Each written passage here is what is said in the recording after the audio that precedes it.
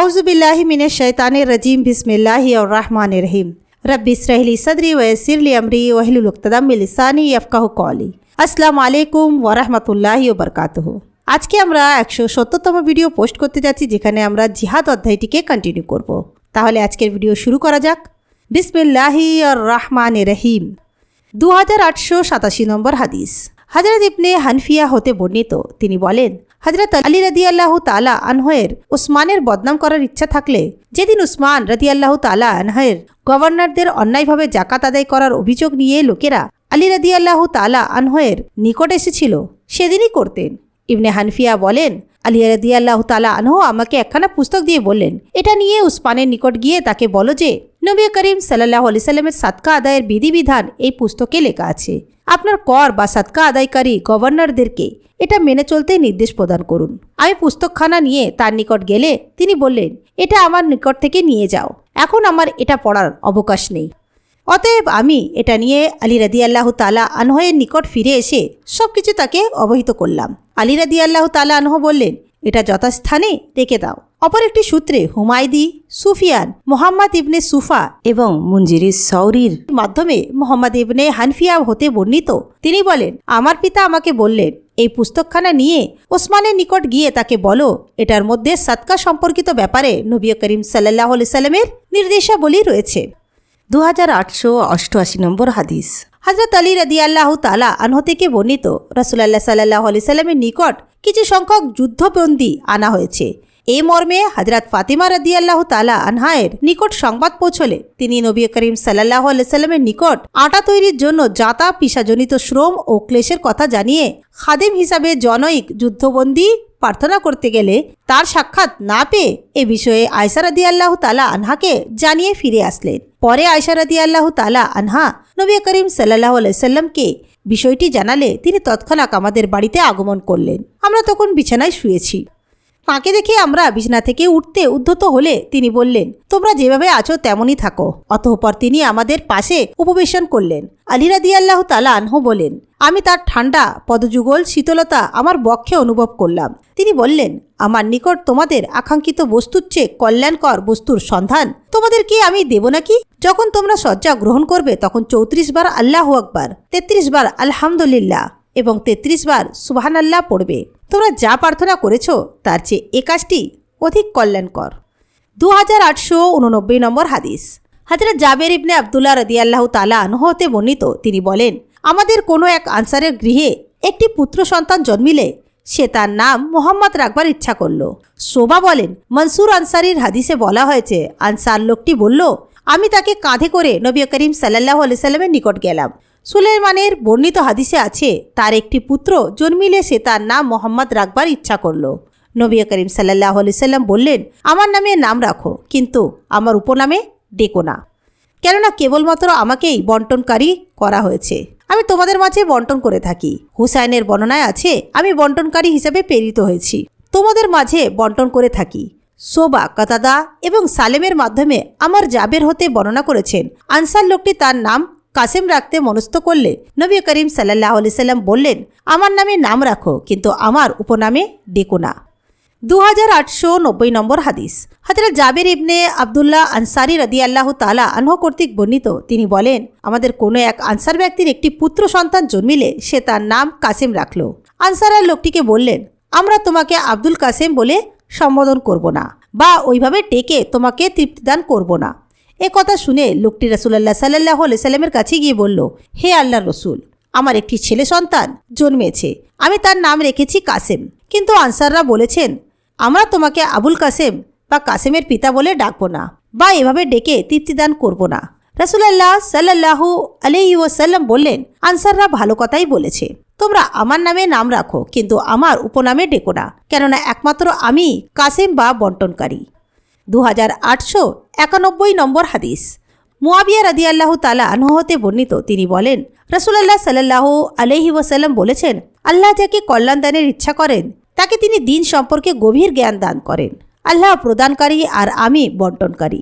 আমার এই উম্মত তাদের বিরোধীদের উপর চিরদিন বিজয়ী হবে। এই অবস্থায় আল্লাহর চূড়ান্ত সমাধান এসে যাবে। 2892 নম্বর হাদিস। হযরত আবু হুরায়রা রাদিয়াল্লাহু তাআলা আনহু থেকে বর্ণিত, রাসূলুল্লাহ সাল্লাল্লাহু আলাইহি ওয়াসাল্লাম বলেছেন, আমি তোমাদেরকে কিছু দেইনি, আবার বঞ্চিতও করিনি। আমি কেবল মাত্র বন্টনকারী। আমি যেমন আদিষ্ট হয়েছি তেমন দান বা বন্টন করি। 2893 নম্বর হাদিস। হযরত খাওলা আনসারিয়া রাদিয়াল্লাহু তাআলা আনহা থেকে বর্ণিত, তিনি বলেন, আমি নবী করিম সাল্লাল্লাহু আলাইহি ওয়াসাল্লামকে বলতে শুনেছি, কিছু সংখ্যক লোক আল্লাহর সম্পদে অর্থাৎ গনিমতের মালে বিনা অধিকারে হস্তক্ষেপ অর্থাৎ খরচ করে থাকে। এই শ্রেণীর লোকদের জন্য কিয়ামতের দিন জাহান্নামের আযাব নির্ধারিত আছে। 2894 নম্বর হাদিস। নবী করিম সাল্লাল্লাহু আলাইহি ওয়াসাল্লাম বলেছেন, অশ্বের কপালের লম্বা চুলে কিয়ামত পর্যন্ত কল্যাণ রয়েছে এবং তা হলো সওয়াব ও গনিমত। 2895 নম্বর হাদিস।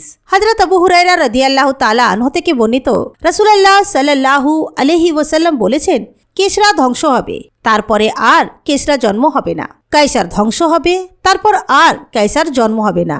এবং যার হাতে আমার জীবন, সেই সত্তার শপথ করে বলছি, তাদের উভয় সঞ্চিত সম্পদ রাশি আল্লাহর পথে ব্যয়িত হবে। 2896 নম্বর হাদিস। জাবের ইবনে সামুরা রাদিয়াল্লাহু তাআলা আনহু থেকে বর্ণিত, রাসূলুল্লাহ সাল্লাল্লাহু আলাইহি ওয়াসাল্লাম বলেছেন, কেশরা অর্থাৎ পারস্যধাপতি ধ্বংস হবে, তারপর আর কেশরা হবে না। কায়সার অর্থাৎ রোম সম্রাট ধ্বংস হবে, তারপরে আর কেউ কায়সার হবে না। এবং যার হস্তে আমার জীবন, সেই সত্তার শপথ, তাদের উভয় সঞ্চিত সম্পদ রাশি আল্লাহর রাস্তায় ব্যয় করা হবে। 2897 নম্বর হাদিস।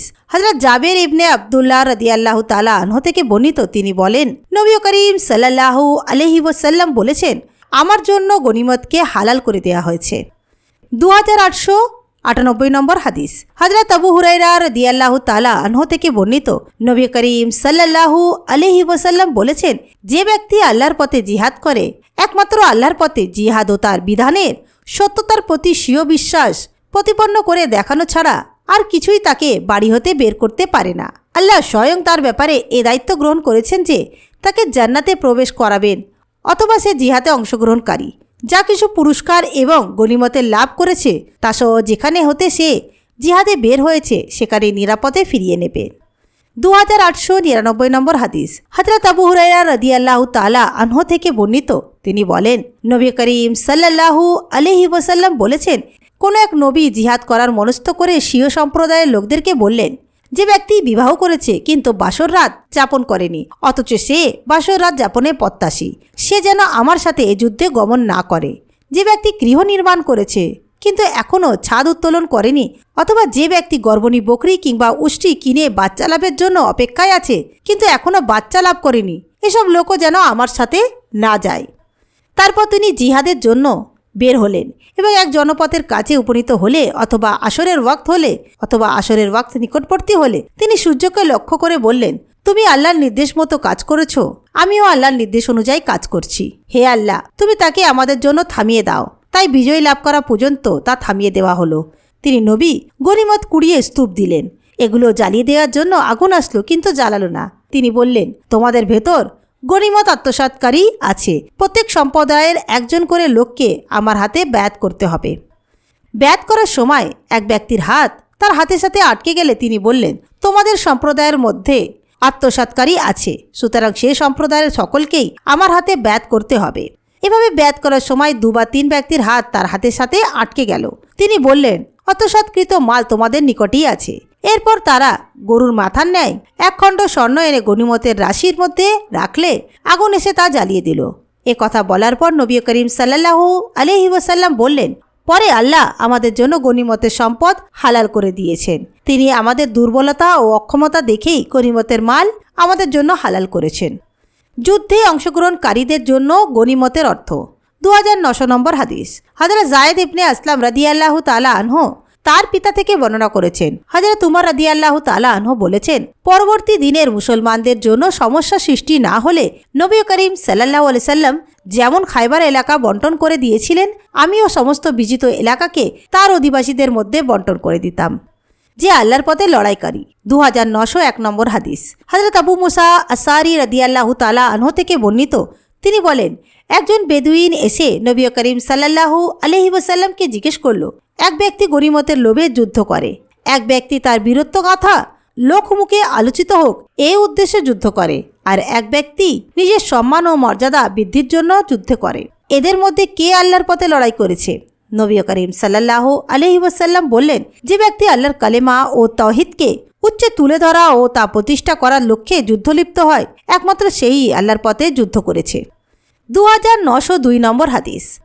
আব্দুল্লাহ ইবনে আবু মুলাইকা রাদিয়াল্লাহু তাআলা আনহু থেকে বর্ণিত, নবী করিম সাল্লাল্লাহু আলাইহি সাল্লামকে স্বর্ণের বুতামওয়ালা কতগুলো কুব্বা উপটোকন প্রেরণ করলে তিনি সেগুলো তার কয়েকজন সাহাবীর মাঝে বন্টন করে দিলেন এবং মাখরামা ইবনে নওফেলের জন্য একটি পৃথক করে রেখে দিলেন। মাখরামা ইবনে নওফেল তার পুত্র মিসওয়ার ইবনে মাখরামাকে সাথে নিয়ে আগমন করলেন এবং নবী করিম সাল্লাল্লাহু আলাইহি সাল্লামের বাড়ির দরজায় দাঁড়িয়ে বললেন, নবী করিম সাল্লাল্লাহু আলাইহি সাল্লামকে ডেকে দিন। নবী করিম সাল্লাল্লাহু আলাইহি সাল্লাম তার কণ্ঠস্বর শুনে কুব্বাটি হাতে নিয়ে তার সামনে এলেন এবং স্বর্ণের বুতাম লাগানো কুব্বাটি তার দিকে বাড়িয়ে দিয়ে বললেন, হে মিসওয়ার, এটি আমি তোমার জন্যই আলাদা করে রেখে দিয়েছিলাম। হে মিসওয়ার, এটি আমি তোমার জন্যই পৃথক করে রেখেছিলাম। তার কঠোর ও কর্কশ স্বভাবের জন্যই নবী করিম সাল্লাল্লাহু আলাইহি সাল্লাম এরূপ পুনঃ পুনঃ কথাটি বলেছিলেন। 2903 নম্বর হাদিস।